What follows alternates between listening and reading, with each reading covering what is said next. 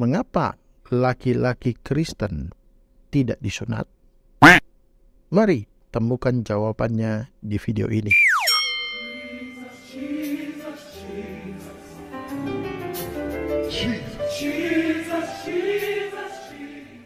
Sebelum kita lanjut, jangan lupa untuk subscribe, like, dan share.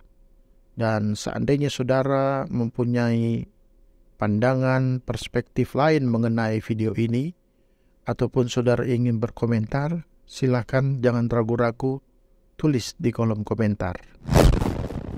Halo, dan selamat datang di channel Rumah Metanoia.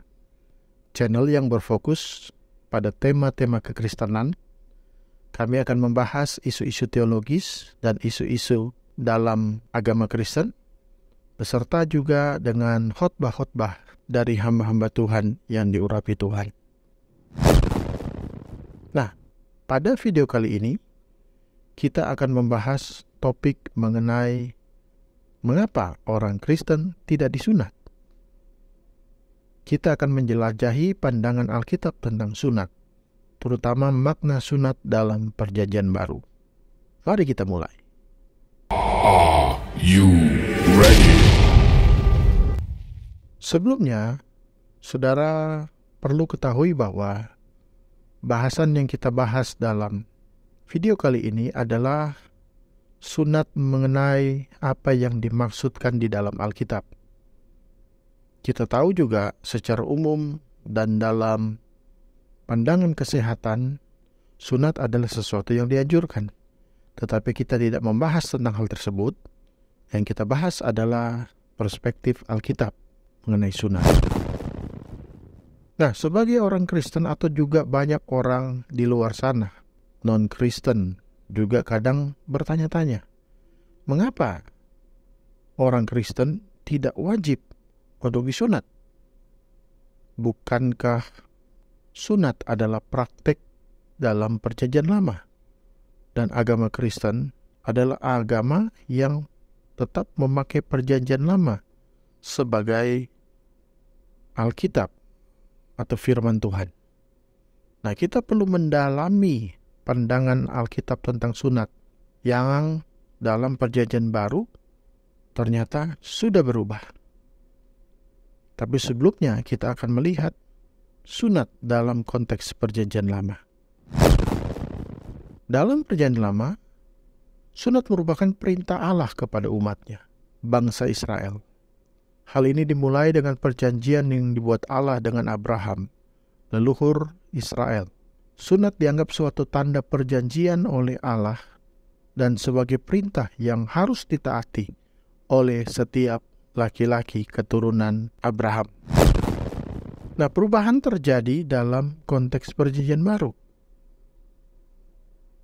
Ketika kita beralih ke Perjanjian Baru, kita melihat bahwa pandangan tentang sunat mengalami perubahan. Rasul Paulus menjadi salah satu tokoh yang menguraikan perubahan ini.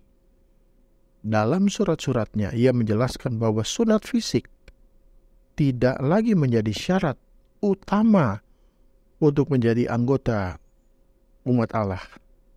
Jadi sunat fisik tidak lagi menjadi tanda utama. Yang harus diperhatikan adalah peralihan antara tanda eksternal ke tanda internal. Dalam hal ini adalah hati yang suci dan iman yang sungguh-sungguh. Makna sunat dalam Perjanjian Baru. Paulus menjelaskan bahwa sunat yang sejati adalah sunat hati.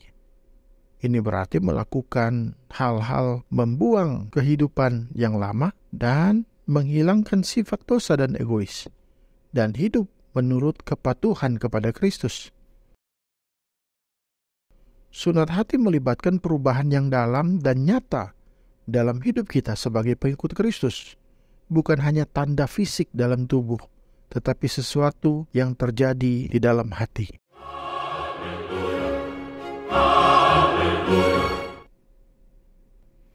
Bukti-bukti dari Alkitab. Dalam surat kepada jemaat di Roma, Paulus menjelaskan bahwa sunat hati merupakan hal yang penting dalam hubungan kita dengan Tuhan. Dia mengatakan bahwa sunat yang benar adalah sunat hati oleh Roh Kudus dan bukan sesuatu yang sifatnya harfiah. Ini menunjukkan bahwa sunat yang penting sekarang adalah sunat hati yang dilakukan oleh Roh Kudus dan bukan sekedar tindakan fisik belaka. Mengapa orang Kristen tidak disunat?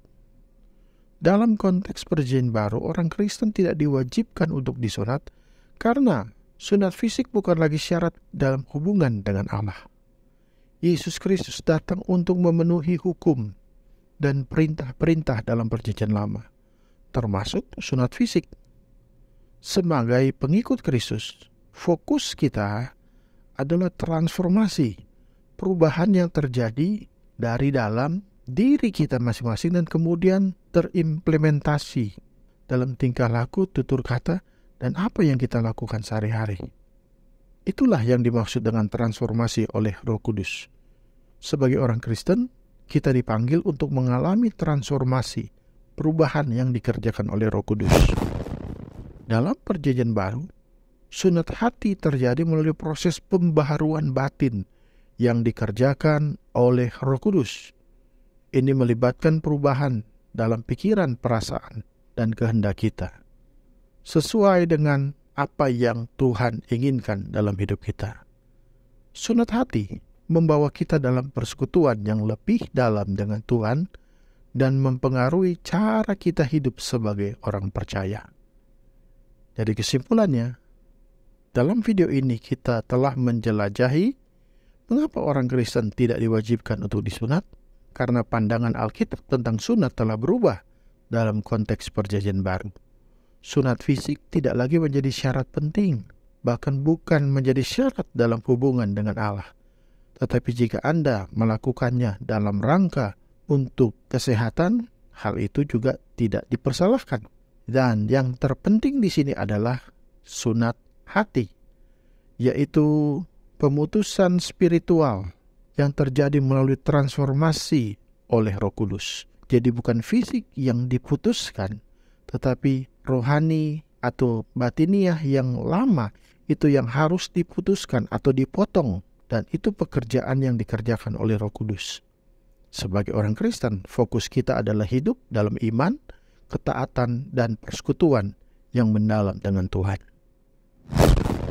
Terima kasih telah menonton video ini. Kami harap informasi yang disampaikan dapat memberi pemahaman yang lebih baik tentang mengapa orang Kristen tidak disunat.